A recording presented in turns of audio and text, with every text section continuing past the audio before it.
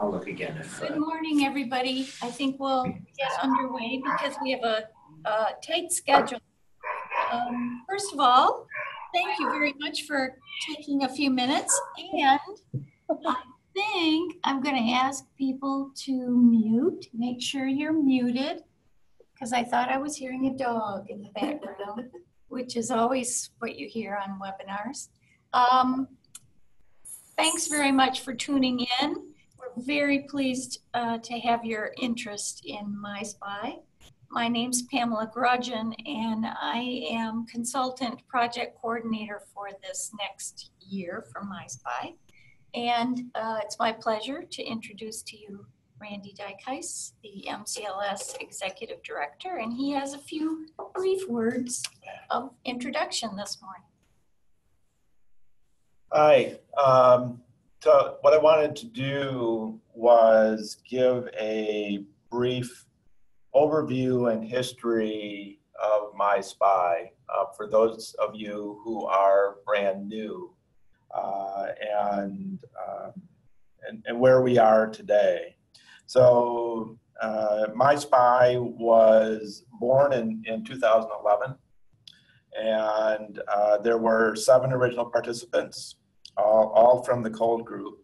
I was Michigan Tech, Saginaw Valley, Grand Valley, Wayne State, Eastern, Western, and Central Michigan.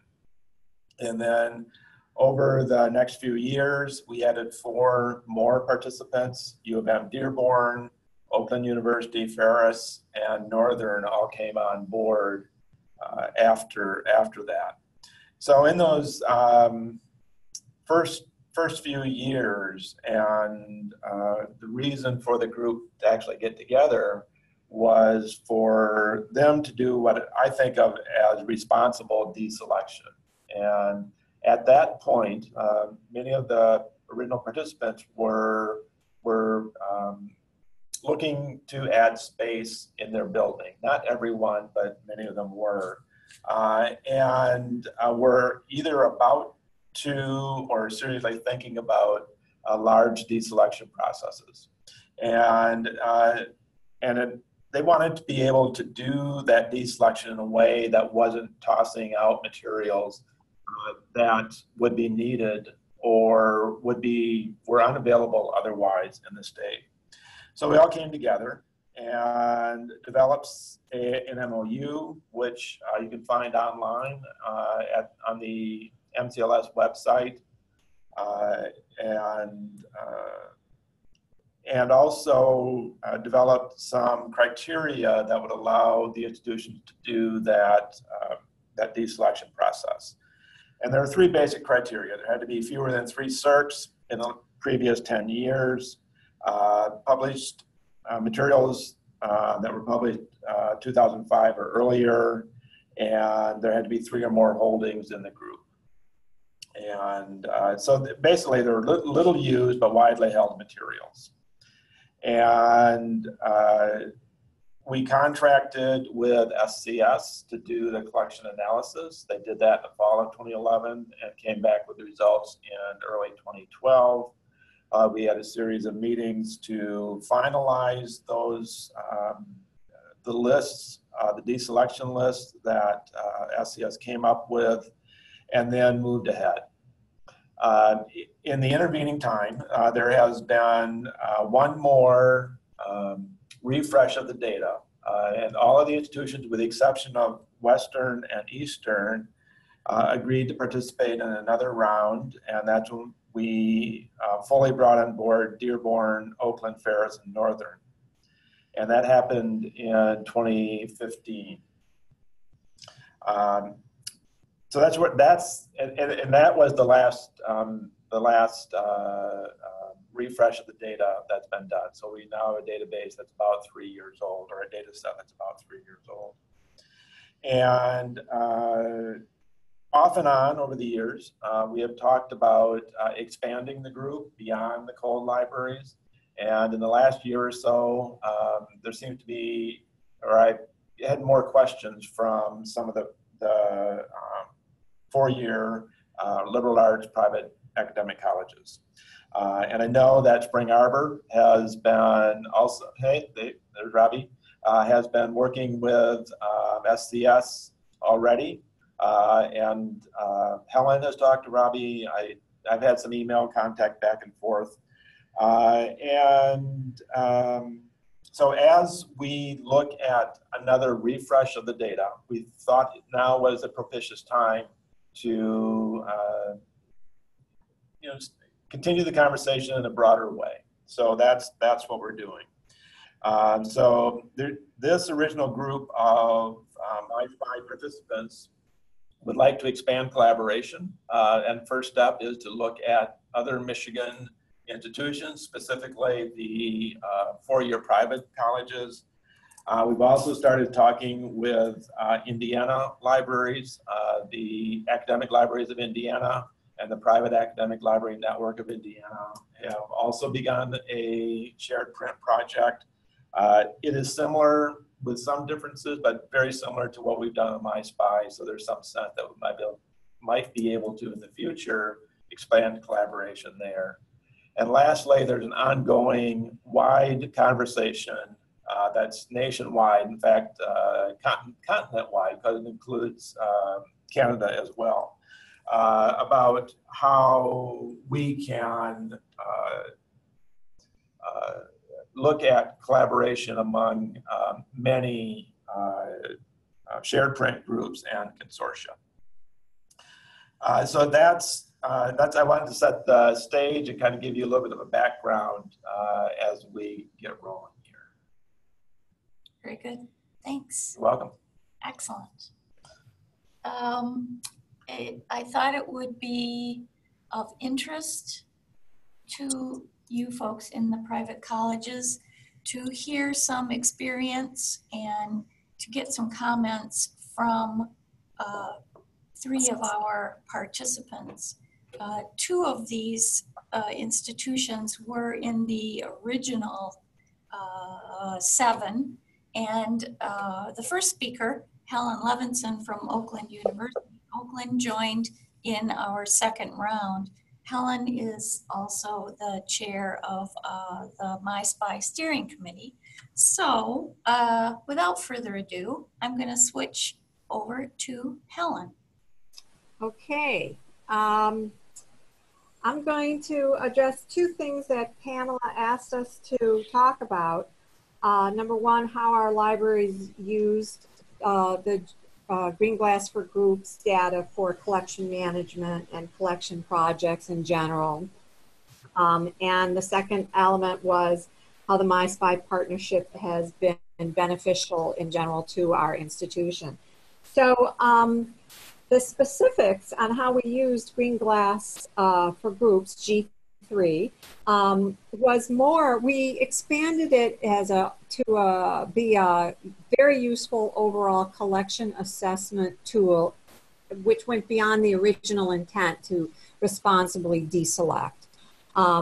We were in a little bit of a unique situation. Even though we did have areas where our shelves were getting really tight, we didn't have any impending space reclamation, reuse design that was forcing us to downsize our collection, even though we know we want to do that to make room for newer materials.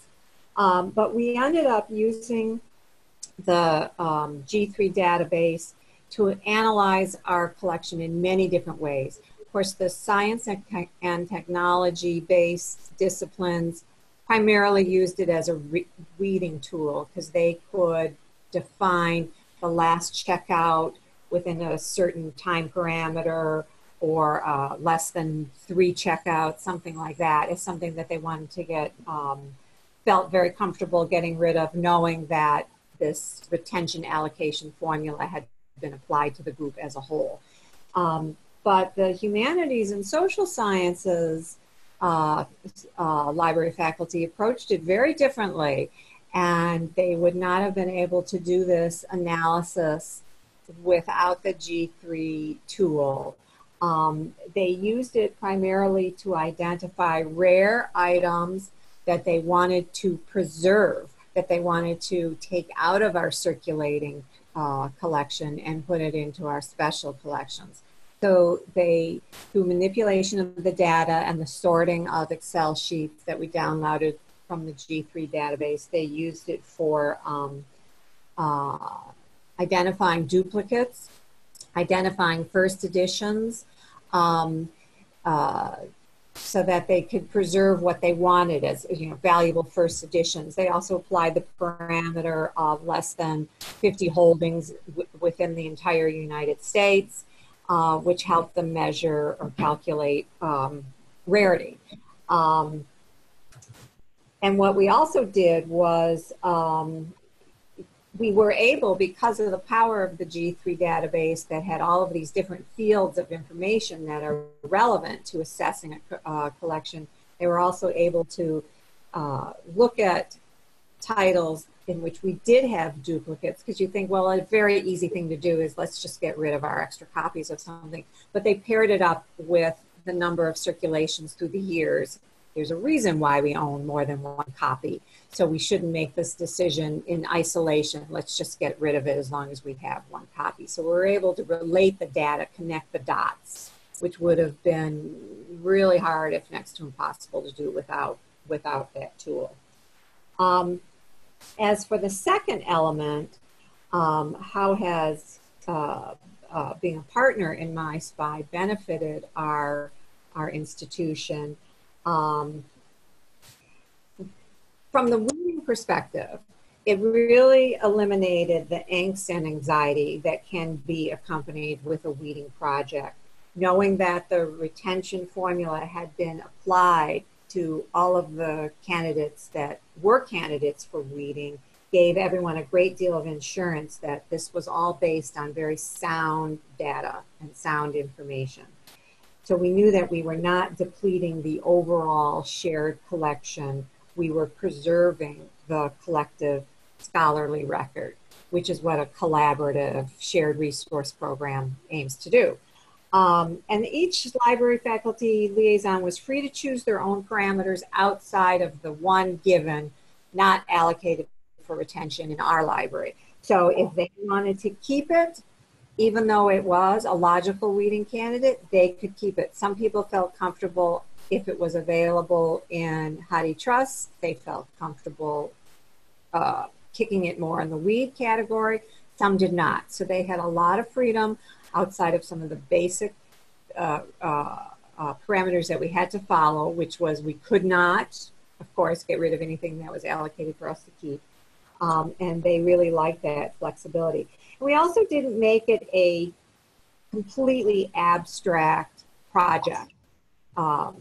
Look at what you want to apply as parameters of reasonable weeding, knowing that there was a retention formula applied. And then go to your shelves. How crowded are they? What is the total number of titles we have in that particular LC classification? Do we need that many in that area? So you would dig down and get deep into the data, but then we also use it as an exercise to step back and look at the forest for the trees. So it's, and applying this data, which you could not have in a typical, more old-fashioned weeding project, you would not have had this sophisticated data to use. This gave the whole project more influence, more oomph, more power. It was a very influential way to move forward. And the potential for additional collaboration is really one of the most beneficial aspects of being a MI-SPI partner. Since we all face budget challenges, collaborative efforts, particularly collaborative collecting development, so we can be proactive as opposed to retrospective, really holds some really great promise as being part of this partnership. Any questions, anyone?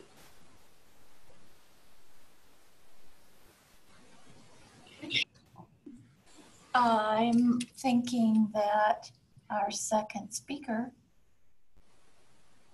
hasn't logged in yet. Mike Hawthorne, are you here?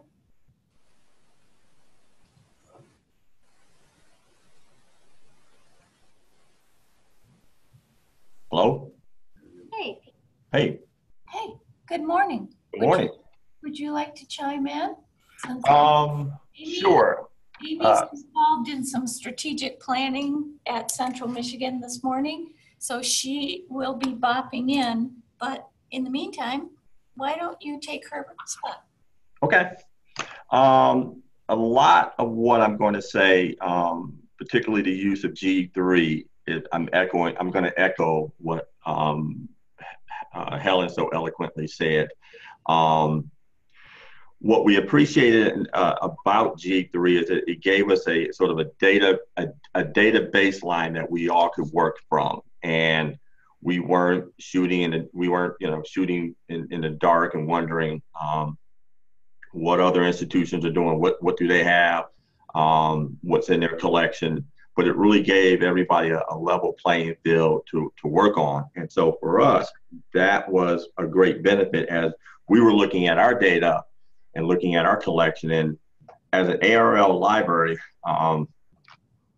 many back in the day, our ranking ARL was predicated on the number of books or number of volumes that we had on the shelf. And so we, like many ARL libraries, we juiced our numbers pretty significantly. We collected any and everything that came down the pike, even in areas that we had absolutely no, relevancy. There was no relevancy in, cattle technology and just crazy stuff like that. And so the data, G3 was a great tool that we could turn over to our selectors to assess their parts of the collection, and make informed decisions about what we had and why we had it, and did we really need to have it in our collection, and take a very strategic approach to downsizing the collection or that part of the collection. And so it was really helpful. And so there's not much I can add beyond what Helen did, because essentially the great part of G3 is, as I said, it levels the playing field across all the participating libraries. And even though there's some obvious nuances in terms of how each library, each institution approach their collection, it's essentially the same. There's not a lot of variation. And so that was great. And it also gave you a sense of what other institutions had in their collection relative to their item in hand or that particular subject area. Experience. When we initially started the MI-SPI, Wayne State, we were in a position where we had to close our science and engineering library, which meant that all of the students who had occupied and used that building had to go somewhere else. And we had identified our graduate library, our Purdy Kresge graduate library, as that potential location. But the building was just jam-packed full of books. And so there wasn't enough seating capacity to not only handle the existing bodies, but the bodies we anticipated coming over from our science and engineering library. So we had to do a significant space reclamation. Effectively, in about an 8-month period, we weeded about 130,000 volumes from our collection, and that was a pretty heavy lift for us. But we owe that success to our other MI-SPI partners who initially in the first round had a high retention level or a number of items to offset the very high withdrawal numbers that we had to in the first go round. And then in the second go round, our retention numbers were higher to offset the high withdrawal numbers from our MI-SPI partners. And so from that, and that really just the approach that we took initially, and the willingness of our MI-SPI partners to really help take on that initial burden, really set the tone for how collaborative and sacrificial we're all willing to be in terms of the greater good and supporting one another's agenda. And MailCat plays a role in this as well, because as we're looking at parts of our collection that we were looking to withdraw or downsize, we can also look and see what other institutions have, and that we can borrow from them, because we know that the item is still available to us through our MailCat partnerships. Well, and so that was helpful as well. And so for us, MI-SPI has just been has been very much a godsend. And as I said, it was a data-driven process. One of the things that we discovered, we didn't do a lot of advertising with our faculty or our community or university community that we were engaged in this.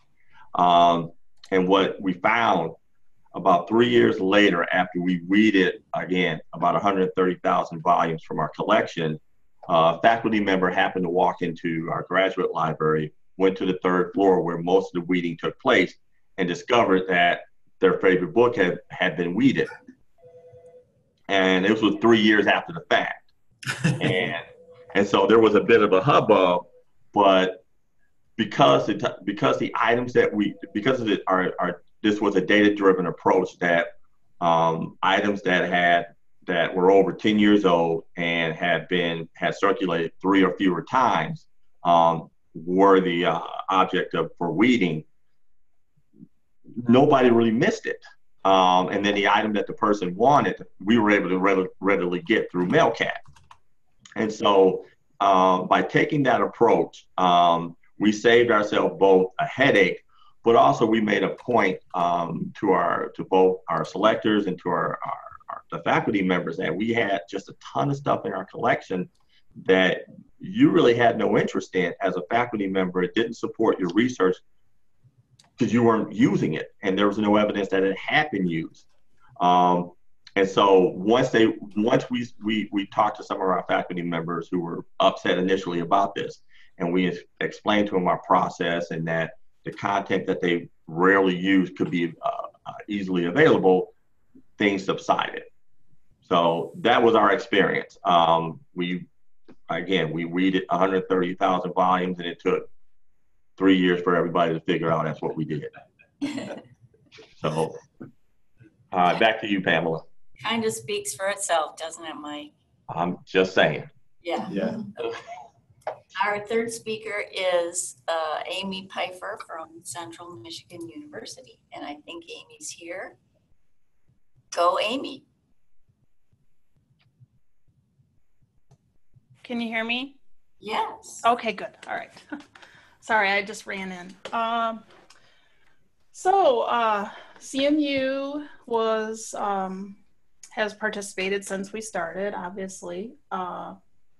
Our first round of holdings were really pretty large, over 200,000 items we agreed to maintain to help some of the other libraries lessen their number of holdings.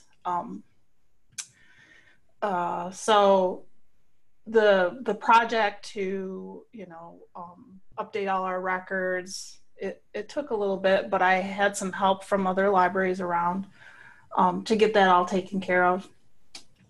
The amount of information you get from Andy and all the staff there is really unbelievable.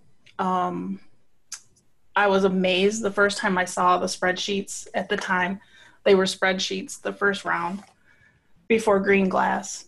And then the second go around when we got green glass, the reports that you could pull, records without OCLC numbers, records with no holdings at OCLC. I mean, very helpful information for more than just what's being used and what isn't being used, and what's being held.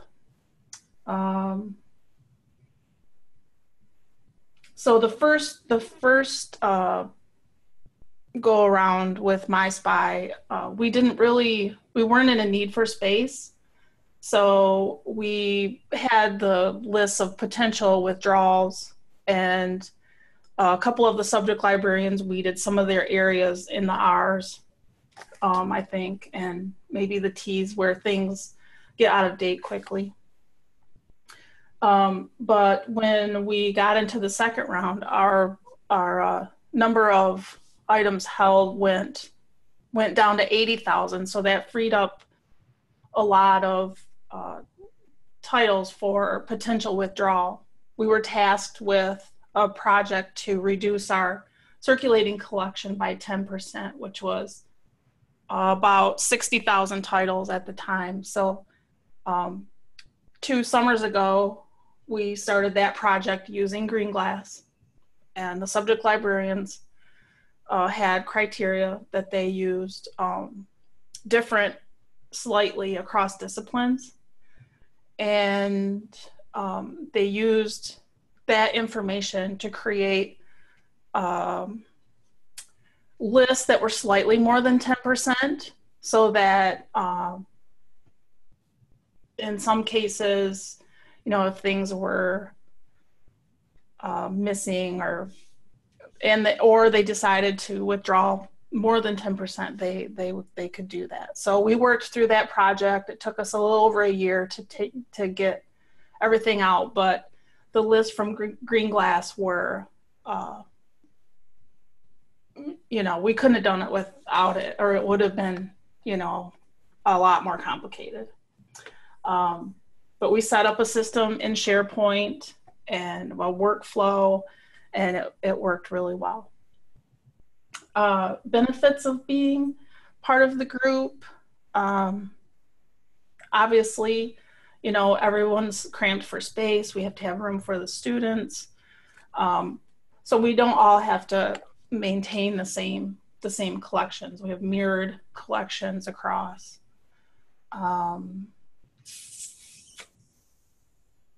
I think yeah.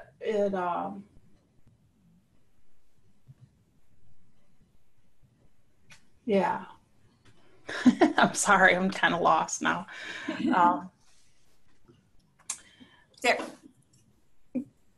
What?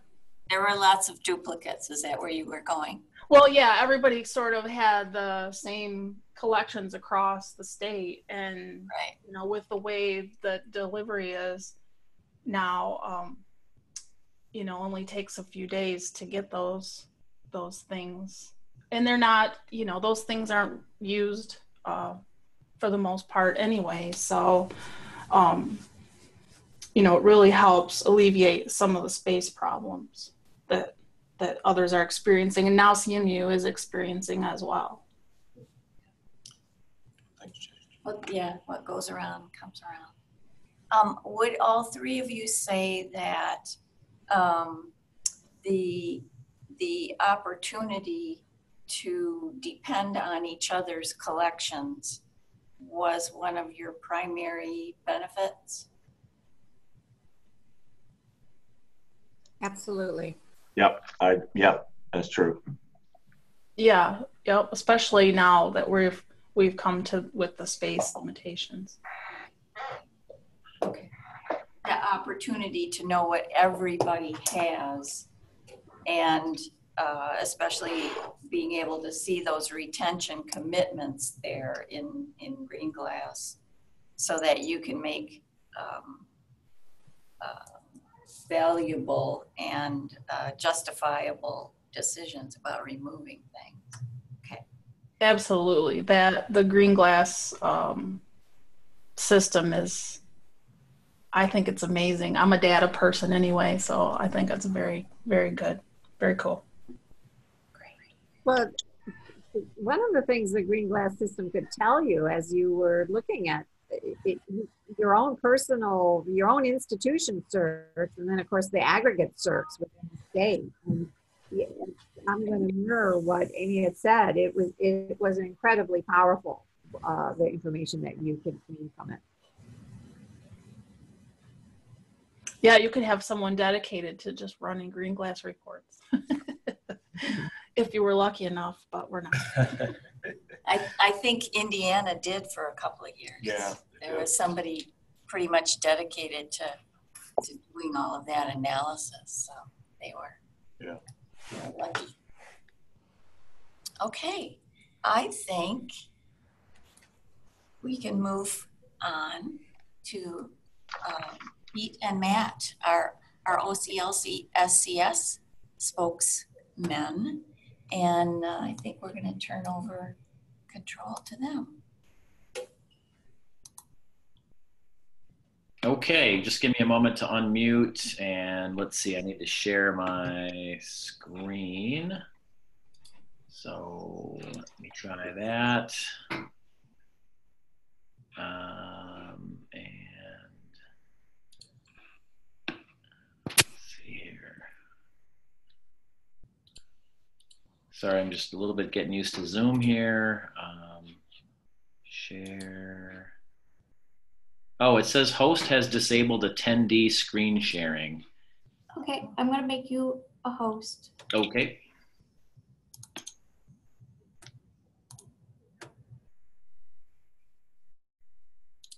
Are you able to now? Yeah. Let's see here.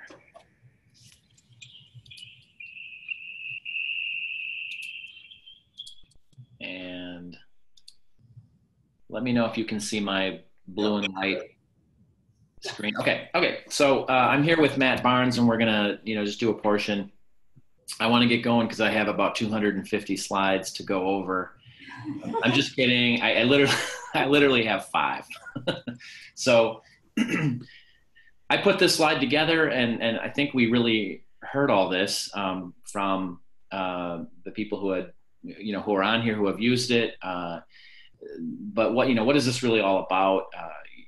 The main idea, I think, to distill this is that, academic libraries, they do care about preserving the scholarly record.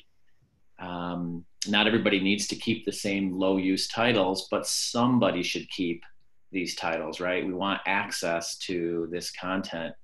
So with shared print, the concept is that, I'll keep some titles on behalf of the group, you'll keep some on behalf of the group, and so on.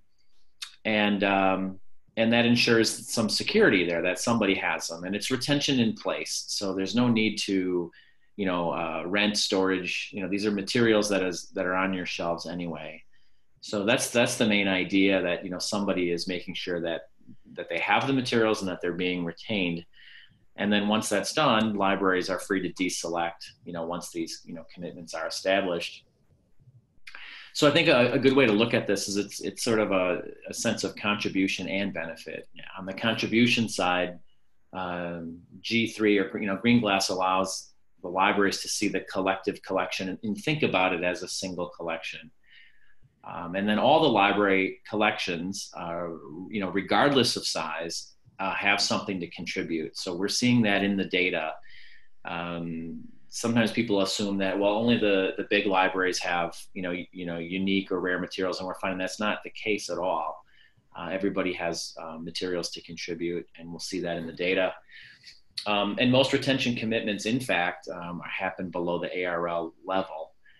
And we'll see too that Green Glass provides a model builder that facilitates creating this retention model, because that's I think what would be really, really hard for a library to do, or a group of libraries to do, without the analytics. So that'll show that. And then in terms of the benefit, the libraries can then manage their own collections, knowing that certain titles are secure. Some of them they're keeping themselves, and others are being kept elsewhere. And with that knowledge, and we heard that earlier too, it just makes it takes the anxiety out of the process. Because we know that those decisions then become both easier and more comprehensive. And then on the individual side, when managing your own collection, Green Glass has features that are just optimized for making these collection management decisions, both about what you could deselect and what you may want to keep or preserve, materials that you might find very rare. This map needs to be updated a little bit, but I just wanted to make the point that these sort of shared print projects are getting more popular, almost to the point where they're becoming mainstream. There's 12 of these programs like MI-SPI around North America, and collectively they have made retention decisions on 8.8 million unique additions and 22.9 or almost 23 million title holdings. And you can see on a map, where they are, but there's more room to grow. And I thought it would be helpful to just mention on my last slide here, the ultimate vision here is a global universal shared print program where everyone's retention commitments are visible in WorldCat, and that will inform collection management decisions for all libraries. This will provide some efficiency and security to libraries, but I think it also underscores that every library has uniqueness that they can contribute. And it emphasizes the sharing culture, I think, overall of our profession, and then ultimately allows libraries to reclaim space for other purposes. So that's what I wanted to show. And let's see, so that's my desktop. I'm not sure why that went away. But with that, I will turn it over to Matt to do the live portion. So do I have to do something on my end, or do you handle that? I think I can do that. Okay. And now I will make that host. Oh. Yeah. Let's see. Okay. Matt, you should now be able to share your screen. I can see it now. Thank you. All right. Okay, can everybody see the application with the map in the middle with Michigan in the center? Nope. Okay. No, I see a black screen. Perfect, perfect. Yeah, oh, now I can see it. Yeah. Oh, you can see it now. Okay, good, good. Yeah. No, I was hoping for a little more than a black screen. Good. All right, so everybody can see the map. Okay, excellent. Thanks, Pete. So what I want to do over the next few minutes here is provide a real abbreviated overview of green glass. And I think you'll see as we walk through this, even with a short demonstration, that the ideas and the principles really that Pete had pointed out in there, you'll see how they're really captured within the software. And so right now we're looking at the landing page in green glass for group projects. It's known by many names, G3 for some of the groups that we worked with in the early days, including MI-SPI. It's also called group functionality and so forth. One of the first things to know about green glass as we look at it is there's really two primary views. The first is the G3, the group view that we're looking at now, the landing page. And the second is the individual library view. And so I happen to be logged in as Saginaw Valley in this case, and I can simply switch between the views with this toggle. Matt, your screen went black again, or is that just on my end? No, it's black here too. Okay. As soon as you, I think, went to show something else. All right, can you see the screen now? I can see the map, yeah. Okay. Okay, for some reason it paused. So yes, said pause sharing. So hey, I'm sorry, I'm not familiar with Zoom either, but let me know. Please interrupt me if it goes black again. Are we good at this point? Yeah. Okay, thank you. So as I was saying, there's really two views. In the individual view, which we'll look at very briefly in the end, this is where libraries can go in and work with their item level data and begin looking at titles and using some of the tools that we provide to run very granular lists. Some examples were provided earlier by folks who worked with us without needing to know SQL or be a data wrangler and so forth. And we make that quite easy. So let's take a look and focus in on the group functionality. So what does a group functionality do? Essentially, it takes all of the collections of participating members. In this case, we have 9 in the 2015 cohort of MI-SPI. And it rolls all of those collections together into an aggregate collection or a collective collection. Now, in order to make sense of that, we've created some new vocabulary. For instance, when we talk about a title set, which you'll hear us refer to several times, we're talking about all of the like copies of a title from group members. And so here we have the Moby Dick title set. The individual title holding, the other term that I think is important, would be your library's title for that particular title set. And so you'll hear us refer to these several times. And so how does that come together within the context of a group project?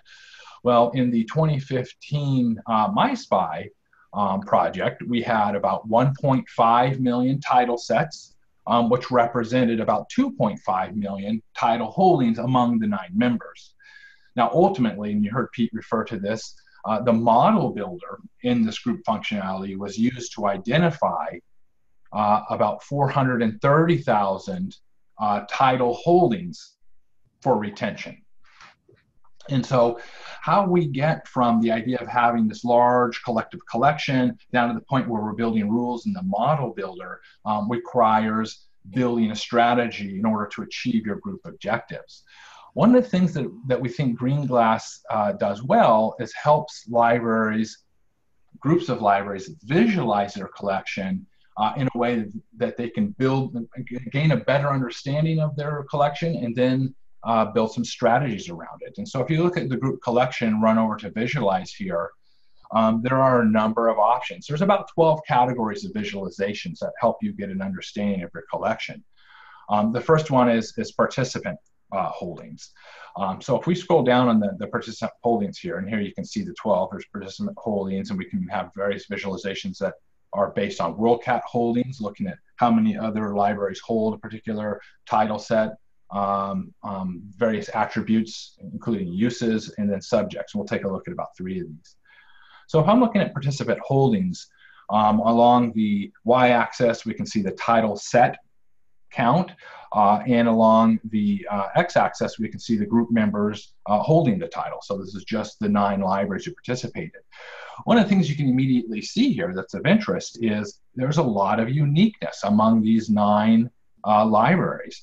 And so there's about 928,000 of these titles are only held by 1 library. And so if you were, again, going back to this idea of developing a strategy or trying to figure out how to use this data to build a model, eventually this is very useful information. You would know that an overall retention net that covers every title in the collection without any sort of contingencies would require quite a few holdings. And then, of course, you can also see as we move up, there aren't a lot of titles that are held by all 9 libraries. In fact, there's only 149 titles that are held by all 9 of the members. Again, something that's very interesting in building some of those strategies. If you wanted to look at participant holdings from the context of your individual library, you could kind of go down a little bit further in this visualization scheme and look at your group overlap. So here we have each of the members. I'm logged in again as Saginaw Valley.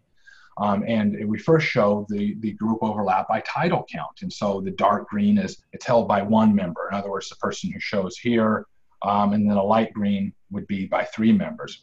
The group title count here, of course, shows it relative. But Pete had mentioned that even some of the smaller collections have often, and this is not just a MI-SPI characteristic. Across all the groups we've worked with, the level of uniqueness has been a little surprising, honestly, for a lot of the groups. And so here we have Saginaw Valley. There's a little over 100,000 titles, and you can see that 37,500 of those are unique among the group. Again, an interesting characteristic for building a strategy for retention. So I can change the group overlap. Right now we're looking at total title count, but what if I wanted to see relative uniqueness by a percentage basis? I could simply click on that, and then this begins to show me as a percent of each collection, regardless of the size, how many titles are held by 1 group member and so forth. And you can see that, well, Saginaw Valley is pretty consistent actually in terms of a percentage. You know, you look about 25 to about 30%, with the exception of Wayne State, which has a great deal of uniqueness relative to the group.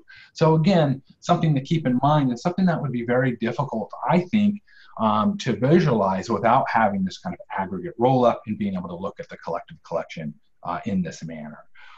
So that's just one, again, of about a dozen categories of visualization. So I did want to take a look at a couple more. So here I'd mentioned we have WorldCat holdings. This is interesting because what it will do is it will take these title sets and title holdings and look at them within the context of various geographies. And so we could look at it within the context of the US or within various comparator groups that you pick. But we'll go ahead and look at WorldCat holdings as compared to the state of Michigan. So once again, we began getting this view that shows the uniqueness compared from the group compared to all libraries in Michigan.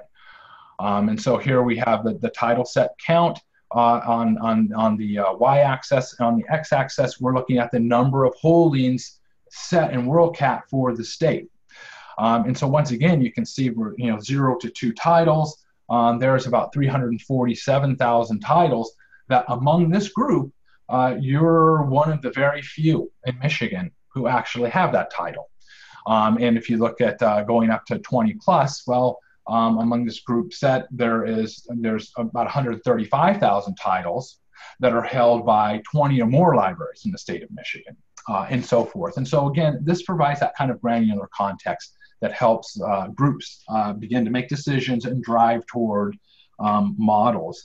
I'll show one more visualization before we jump over to Model Builder, and also be sure to interrupt me if there are any questions.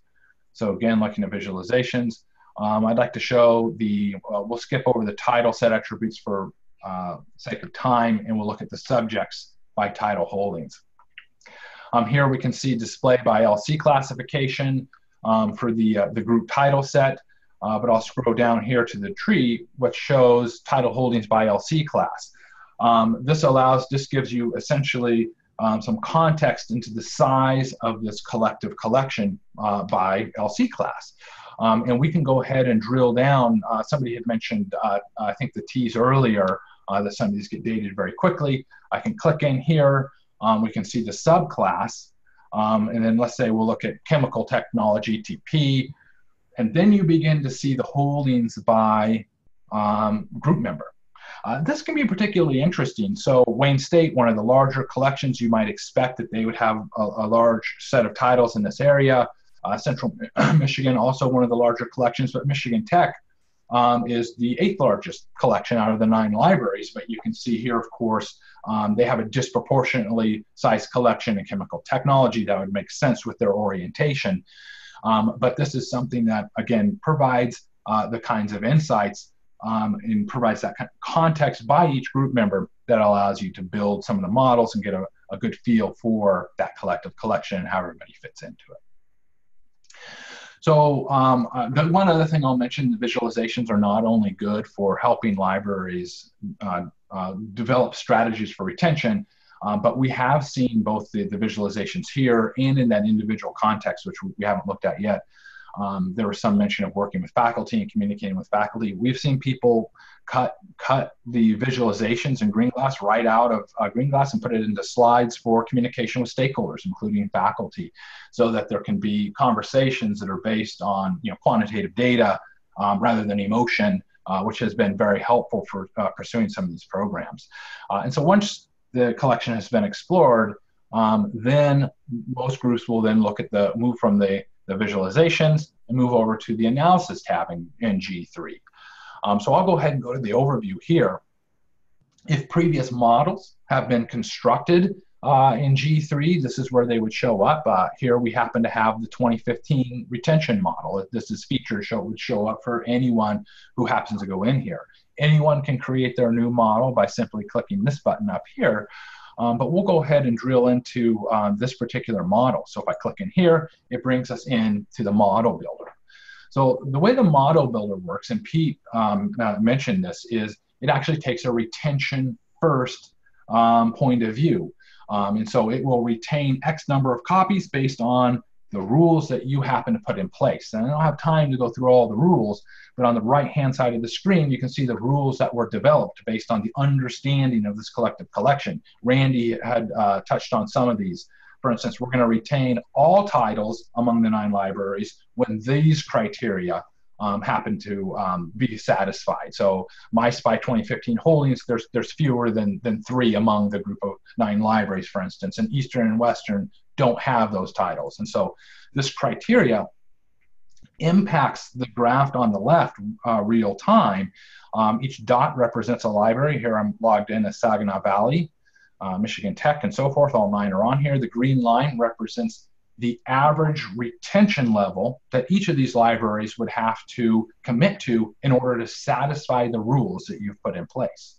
So in other words, if each of these 9 libraries retained 18% of their collection, we try to make this as equitable as possible, they would be able to satisfy this particular set of rules. And again, anybody could come in here and build their own model. You could clone this one and experiment with it, and then see how changing any of this criteria impacts that retention level for each library.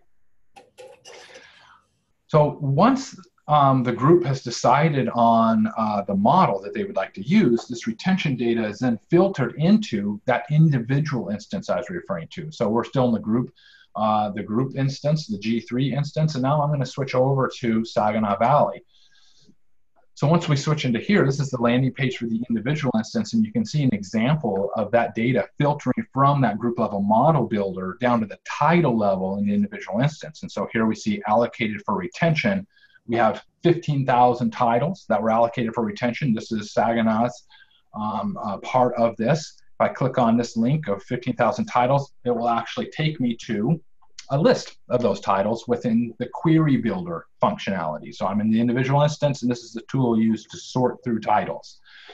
If I scroll down, I can see a list of all these titles with detailed local information, including call numbers and locations and the title information that's in your record. This title information can then be sorted with the query builder. So here we see the 15,000 titles. That's about 14% of Saginaw's collection of 108,000 titles.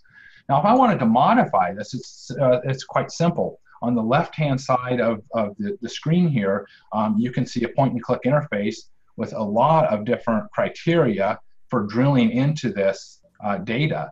What I want to focus on, though, is this idea that the retention data has filtered from the model builder into the individual instance, and now I'm able to work with it at Saginaw Valley.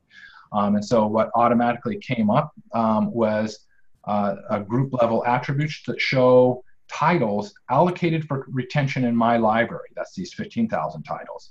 Now, I think Mike had mentioned that they wanted to flip this around and begin looking at titles that were allocated by partner libraries, so one of the other 8, but not assigned to me. Well, that's simple to do. I can pull that query out within a few minutes, so I can look at allocated for retention, but not in my library.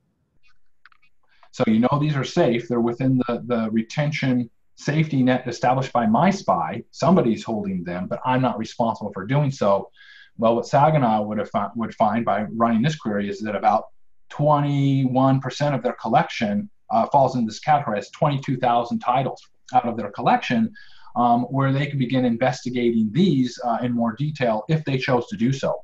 And if they wanted to put other criteria on here, I can't remember, Mike, what you had mentioned. I think you had other criteria such as circulation use. You only wanted to look at titles that perhaps had, maybe fewer than 3 circulations, I think you said. Yes. And so, right, fewer than 3.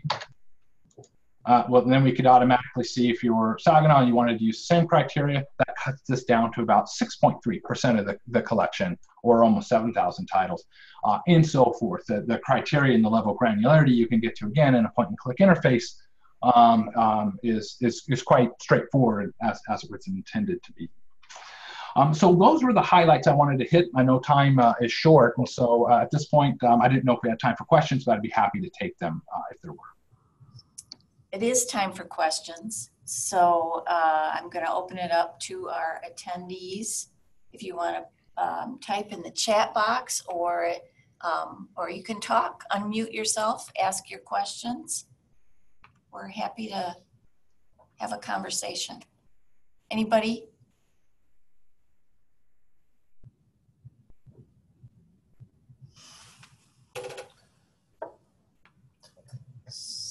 So while we're waiting for you to think about your questions, maybe Pamela, could you kind of talk about our next steps? Sure, Upcoming absolutely. meetings? Yeah. Oh, here we go. Here, David's got a question. I see this process may involve local holding records. So Matt, Jack, go ahead. Let's Pete, but yeah, I mean, either one of us. Yeah, absolutely. We're not just looking at bib level data; we're looking at item level data, and that's useful when it comes to looking at the circulation on those items, but also when you look at where you might have duplication. You know, both multiple copies of a particular work or multiple editions of a particular work.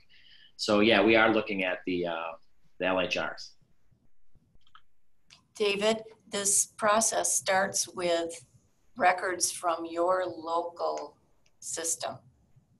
You would need to do an extract, and then that is collected with all the other extracts from all the other partners, and then that is matched against the LHRs and the item records.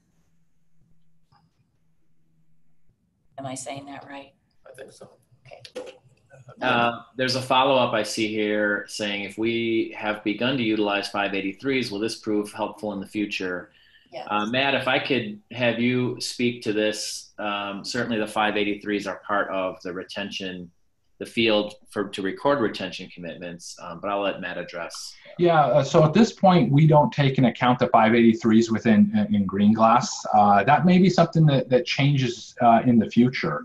But of course, in terms of registering that title in the 583 we're referring to here, there is now a registration service that's live in WorldCat. And so once you've determined what titles that you want to retain based on the models that the group has agreed upon here, those can be uploaded with really only a few fields, a few identifiers, and it doesn't require using the 583. And then in WorldCat, that'll populate the 583 based on your information. You could actually download local holding records if you want to, so that it would show up in your local catalog. But it's not a requirement. It wouldn't actually benefit the Green Glass analysis at this point. But of course, locally, that would be quite helpful to be able to run searches within your system to understand what has been retained, if you've done some work in the 583 already. Well, and we can bring that in as a special indicator if you want that. Yes, so we can make use of that. Right, that is true. Yeah, we could flag that. We could have a custom flag. It's not a standard field, but there are custom flags. Yeah, Pete, you're absolutely right. And so I don't know if we have one here. I don't know if we have one, but sometimes we do have special fields that are flagged and then put in the query builder so you can make decisions based on them. East, for instance, had a category of ephemera. And they lumped a whole bunch of stuff in there, including dummies, titles, and test prep guides that have been superseded and so forth. And 583s, yeah, we could identify that. So David, I'm curious, you have set some criteria for your local collection and decided that you will retain based on that criteria. We're talking about initiating that process. So it's something that we're looking toward a full collection review and weed in the next few years, irrespective of the MI-SPI process. So my thought is we want to record ultimate decisions about what would be considered core titles in a 583 or donations of significance or import. So I just want to have a sense of how that may facilitate a future participation with MI-SPI. I see Amy's question. Thank you. You are wonderful. You've prompted what I want to say. We are going to be, we will be sending out a very short survey to the folks who signed up to this webinar and the other private colleges that are in the MCLS list, asking for a level of commitment. Are you really serious about joining? And we will be inviting private colleges to join the members meeting that we'll be holding in September to talk about our, I hesitate to call it our next refresh because it's going to be a whole new ballgame really. If private colleges are going to be joining MI-SPI, we're really looking at a whole different collective collection. And those will be the next steps anyway. We want to know from you if you're serious about joining, and we will be issuing that invitation to the next members partners meeting in September. And we don't have a date set for that meeting yet, correct? Right. Right, okay. We're gathering input on who's available on what day. Yep. But we didn't want to do that without knowing that there are some private colleges who are serious about joining. And Okay. if a private college was leaning towards it, but not 100% sure, and they want to come to that meeting, would that be possible? Absolutely. Yeah, okay. Sure. Yes. When? Yeah. It'll be mid third, fourth week of September. Okay. I think having privates join is going to create a fabulous collective collection for Michigan. It's a great opportunity. Yes, it's a wonderful opportunity to continue to protect the scholarly record in Michigan. And it provides us with a more solid platform to collaborate with some other regional collections. Will you consider the date of this meeting in light? Oh, we are. Yes. We are looking to avoid that. Yes, absolutely. Yep. We're aware of It's on that our going radar. on. Yep. Okay. Okay, great. Any other questions? Anybody else? Thank you. Thanks for participating. We really appreciate Thanks, everyone. Yep. And you. we have recorded this, so if you do wish to consult it at some point in the future, we'll send everybody directions for how to download and look at it again. And we'll be sharing that more widely so that folks who weren't able to join this will be able to view the recording at a later point. So thank you all. Thank you.